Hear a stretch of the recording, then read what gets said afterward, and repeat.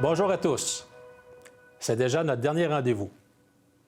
Aujourd'hui, je vous présenterai la suite des actions et des projets à venir en lien avec notre plan stratégique de développement 2018-2033. En matière de sécurité, de loisirs, d'innovation, voici sans plus attendre quelques projets qui forgeront le Candiac de demain. Le plan stratégique de développement 2018-2033 compte 240 actions à réaliser à court, moyen et long terme. Voici quelques pistes d'action envisagées. En matière de sécurité et de circulation, de nombreux corridors scolaires traversent la municipalité afin d'assurer la sécurité des enfants qui marchent pour se rendre à l'école. Nous allons bonifier ce réseau. Comme nous l'avons fait pour la traverse piétonnière au stationnement incitatif Montcalm-Candiac, nous allons accentuer la visibilité des autres traverses sur notre territoire.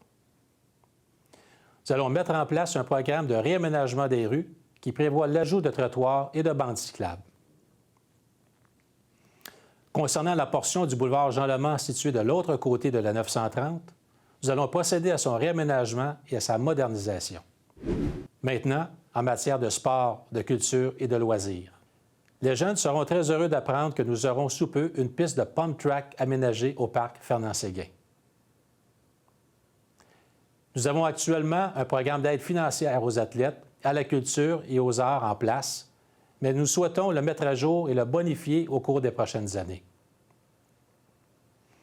Alors que notre bibliothèque est déjà une porte d'entrée vers l'univers littéraire et culturel, elle donne aussi accès à des technologies de pointe.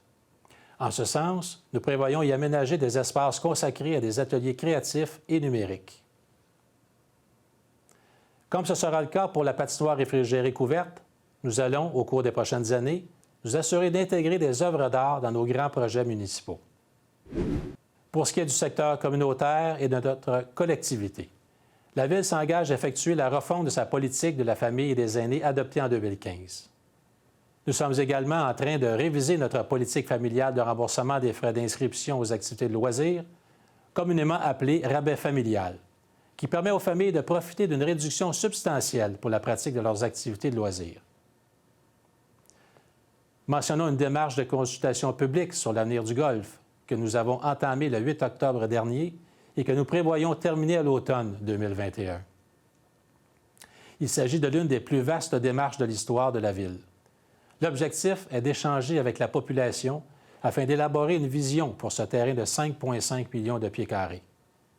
Comme il n'y a aucun projet sur la table et qu'il n'y a aucune volonté du conseil municipal d'agir précipitamment, nous allons privilégier un processus de consultation complet, rigoureux, transparent et qui va laisser tout le temps nécessaire au débat public. Je compte sur chacun de vous pour y participer.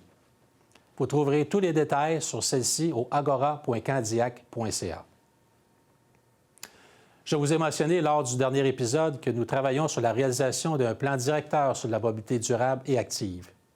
Maintenant, afin que celui-ci colle réellement aux enjeux et aux besoins des citoyens et des parties prenantes, la Ville prévoit une importante démarche de consultation publique préalable à sa rédaction.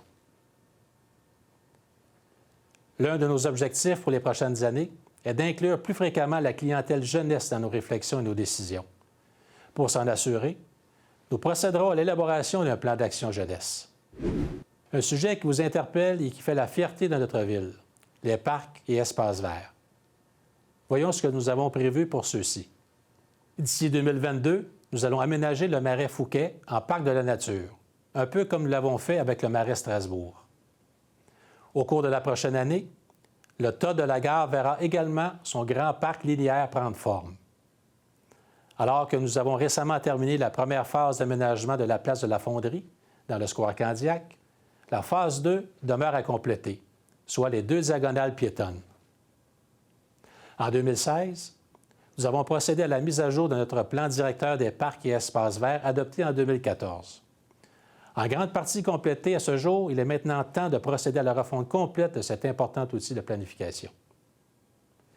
Nous planifions également l'installation d'un système télémétrique pour l'éclairage des parcs, des sentiers et des bâtiments municipaux, ce qui nous amène au volet innovation de nos actions à venir.